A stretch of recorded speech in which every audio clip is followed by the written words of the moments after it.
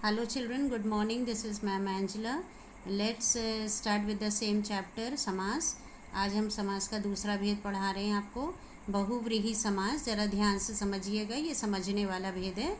तो सबसे पहले देखिए, बहुव्रीहि समास वहाँ होता है जहाँ समस्त पद में आए दोनों ही पद गौण होते हैं तथा ये दोनों मिलकर किसी तीसरे पद के विषय में कुछ कहते हैं और ये तीसरा पद ही प्रधान होता है. प्रधान मतलब मुख्य होता है. अब ध्यान दीजिएगा, हम इसको दो यहाँ पे समझा रहे हैं आपको. तीसरे प्रधान पद के विषय में हम आपको समझा रहे हैं.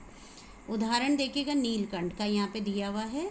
जब हम नीलकंठ के शब्द का विग्रह करते हैं तो ये कैसे हो जाएगा? नीला है कंठ जिसका, ये आपको पता, हम इस तरह से इसको बोलेंगे. तो यहाँ पे नीला जो है विशेषण है और कंठ जो है विशेष के रूप में लिया गया है. तब ये कर्मधारय समास हो जाता है. अब आप कहेंगे मैम आप तो बहुव्रीहि पढ़ा रही हैं, यहाँ कर्मधारय कैसे आ गए? कर्मधारय तो कल हम लोग ने पढ़ा. तो बेटा कर्मधारय में ये होता है कि केवल जो यहाँ पे शब्द लिखा है इन्हीं का यहाँ पे तालमेल होता है. जैसे कंठ के बारे में बताया जा रहा है कि कंठ जो है वो नीला है, बस यहाँ पे कंठ के बारे में. अगर हम इस अर्थ के रूप में लेते हैं, के रूप में किया जाता है, तो ये कर्मधारय हो जाता है. अब इसी शब्द को देखिए दूसरे तरह से. लेकिन यदि इसके विग्रह में नील तथा कंठ दोनों का अर्थ नीला है कंठ जिसका, अब अगर हम कहें कौन होता है वो, किसका नीला कंठ था, तो आप कहते शिव जी का.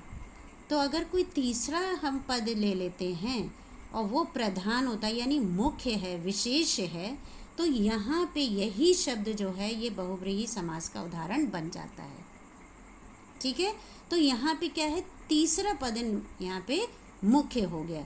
इस अर्थ में नील तथा कंठ गौण है और प्रधान पद क्या है? शिव. इसी तरह से हम एक उदाहरण और आपको बता रहे हैं, पीतांबर. अब जैसे पीला है अंबर जिसका, अगर हम इसको वस्त्र के रूप में खाली लेते हैं कि जो अंबर मतलब वस्त्र भी होता है, अगर हम इसको वस्त्र के रूप में लेते हैं तो ये कर्मधारय है. लेकिन अगर हम कहें किसका होता तो आपने कह दिया श्री कृष्ण, क्योंकि श्री कृष्ण हमेशा पीला वस्त्र धारण करते थे. तो अगर हमने इनको श्री कृष्ण के रूप में ले लिया तो ये बहुव्रीहि समास हो जाएगा. ठीक है.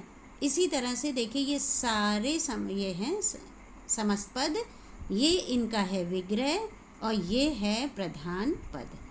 इसलिए ये सारे बन गए आपके बहुव्रीहि के उदाहरण. इसको आपको बहुत ध्यान से पढ़ना है. चलिए हम नेक्स्ट पेज पे चलते हैं.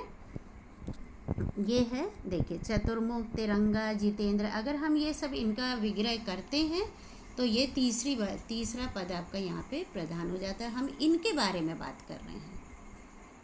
ठीक है, आपको इनको ध्यान से पढ़ना है. चलिए अब हम आते हैं तीसरा भेद, ये द्वंद्व समास. अब ये थोड़ा आसान है आपके लिए, क्योंकि जिस समास में दोनों ही पद प्रधान होते हैं, आपको पता है कि मिल के बनता है, पदों से मिल के बनता है, तो यहाँ पे गौण कुछ नहीं होता है.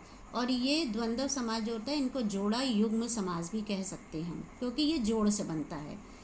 अब इसमें दोनों पदों को जोड़ने वाला जो शब्द होता है, जो अव्यय होता है, वो समुच्चय बोधक होता है.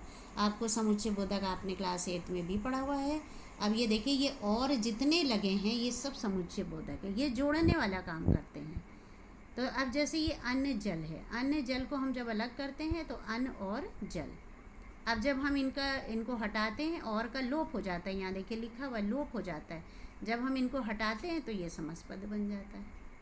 तो ये वाला जो द्वंद्व समास है ये बहुत ही आसान है. और ये इसके सारे उदाहरण आप देखिए, सब में और लगा है. और ये दोनों ही, अन्न भी प्रधान है, जल भी प्रधान है, दोनों पद जो हैं ये मुख्य हैं. ठीक है.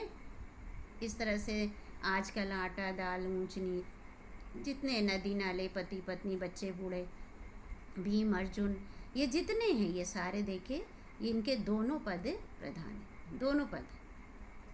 ठीक है. तो ये दोनों को जोड़ने का काम करते हैं. ये बहुत आसान है.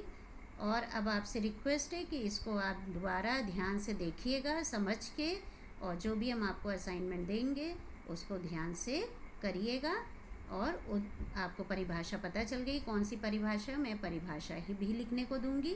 उसको आप अपने रजिस्टर पे कल वाले होमवर्क के साथ कंटिन्यू करिएगा. ठीक है. Thank you.